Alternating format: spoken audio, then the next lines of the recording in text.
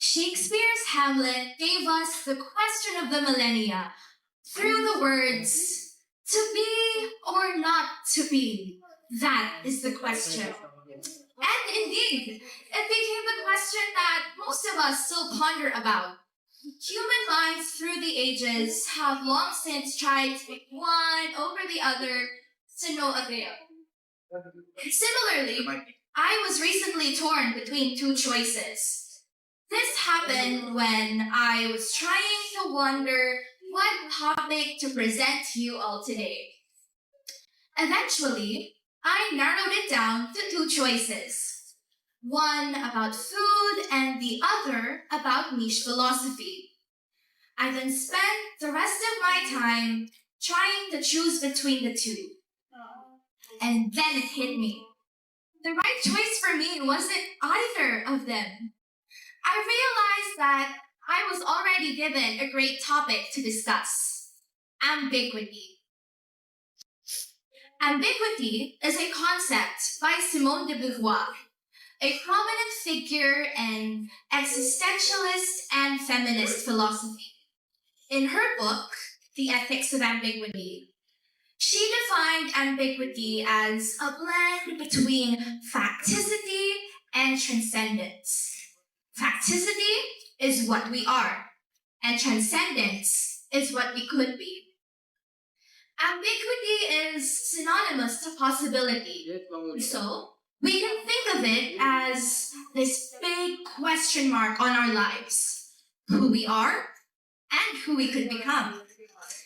Ambiguity is the acceptance of the human limbo state between staying on the ground and soaring to the skies. Parang yung ambiguity ay yung katamaran natin bago magsama-date. O alam ko, tinatamad din kayo mag-review. Tapos, yung transcendence ay yung pagsapi sa atin ng espiritu na kasipagan. O di naman kaya, yung facticity ay yung katorpehan ninyo. It's okay. At yung transcendence ay yung lakas ng loob nyong umamit sa crushy cakes nyo. Okay. Time to be serious again. English na tayo ulit. Going off of this definition, ambiguity sounds a lot like being a teenager, huh? Finding our identities, mapping out our careers, choosing between dozens of college courses. It's a test of who we know ourselves to be and who we'd like to be. Even our genders and sexualities aren't just male and female now, and that in itself is ambiguity.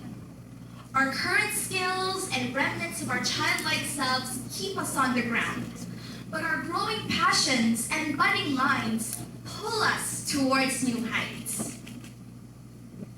Despite this, we are made to think that life comes in twos.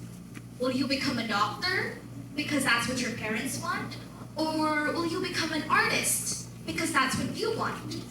Are you an individual or a member of society?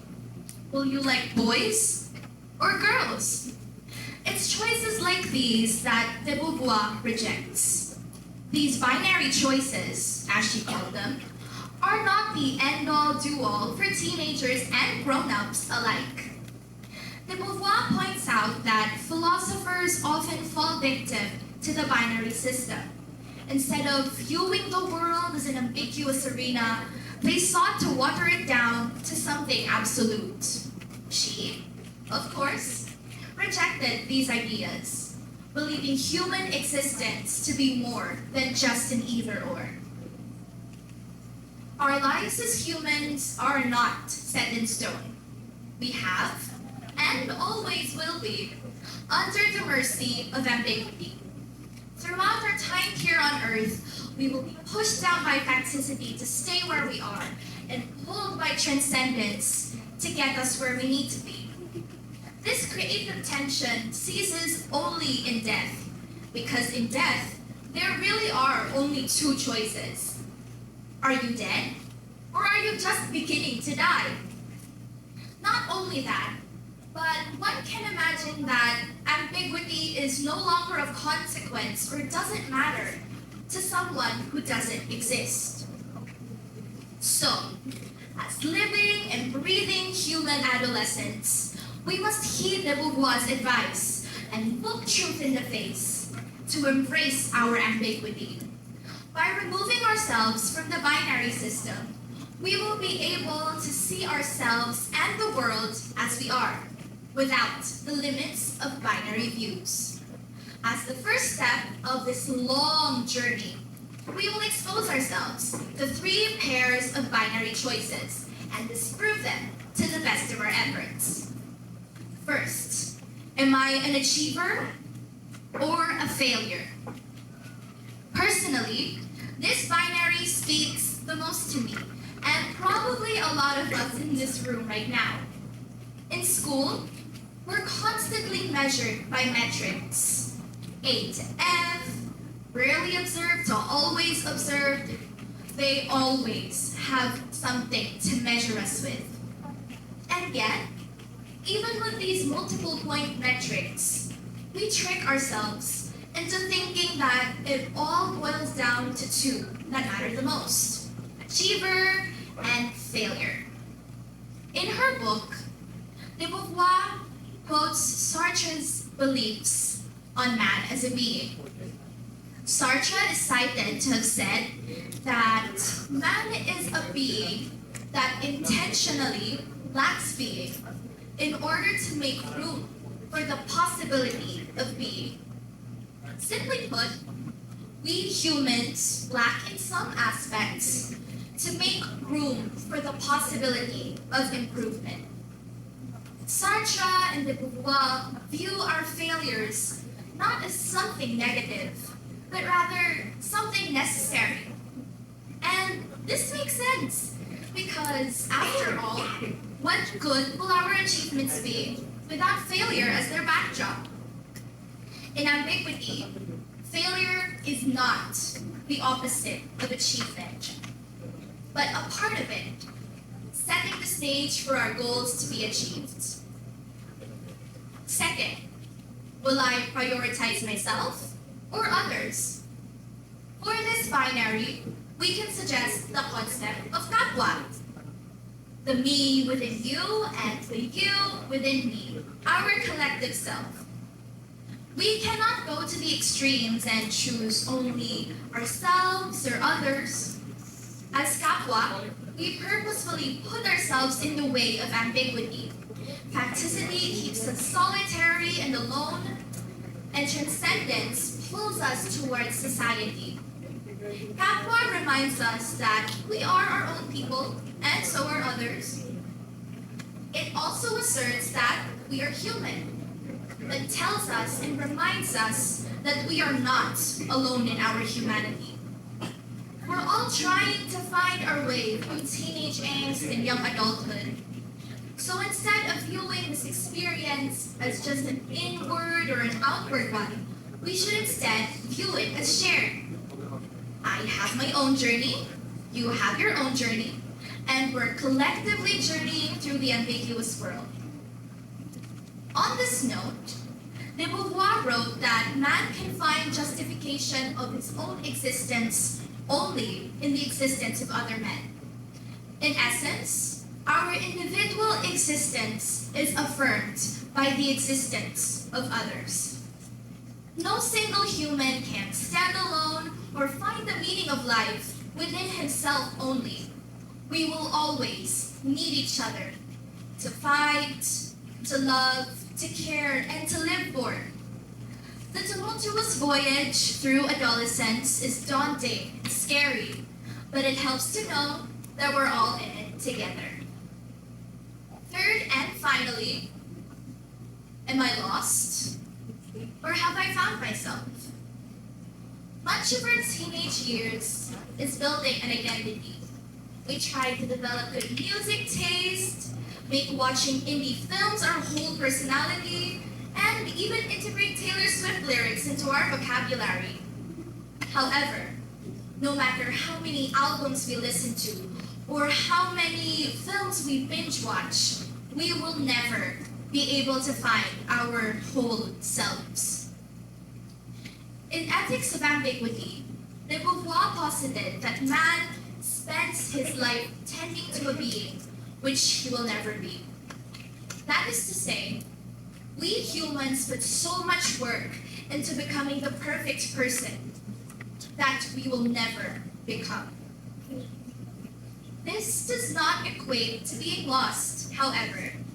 It only means that we are constantly in the process of becoming. In Greek mythology, there is a man who had a similar fate, Sisyphus. He was a mortal king who angered Zeus, who therefore condemned him to roll a boulder up a mountain for eternity. This boulder rolled back down the mountain once he reached the top, starting the grueling and eternal process once again. Let us think of ourselves as the modern-day Sisyphus. We push the boulder of our unfinished identities up the mountain of life for what seems like an eternity. But it is this journey of pushing and striving that gives our existence meaning. Take heart, dear audience. We shouldn't be scared to lack a full identity. We should instead be happy. Engaging in the process of becoming lets us explore however we please. It allows us to have fun and pick ourselves back up again if we fall down. Our tug of war between being lost and being found is a blessing that doesn't need a disguise, because we can see it every day in the choices we make for ourselves. The ones that led us to the life we have today, and the ones that will lead us to the lives we'll lead tomorrow. Know that the end of this talk does not mean the end of our exposure to binary choices. Even as we sleep, our lives in the binary system will continue. We will improve, fail, despair, but not in vain. We are not perfect, you and I. As adolescents, we try to find our place in the world. This effort will not cease long after we've come of age. So, really, it seems like we'll never outgrow being a teenager and trying to become fully fledged beings. And that's perfectly all right. As we circle back to Shakespeare's Hamlet, let us once again ponder on his question: to be or not to be? As we know by now, this is a binary choice. And as we also know now, there are more than two answers to this question. In our teenage lives, there will always be more than yes or no, or this and that, either or. Now is the part where we congratulate ourselves, because we are making Simone de Beauvoir proud by not diminishing our humanity to just one thing or the other. Let us hold our heads high in celebration, because now we have found our very own answer to the question of the millennia. There are more to this life and your life than being and not being, because it is our becoming that counts.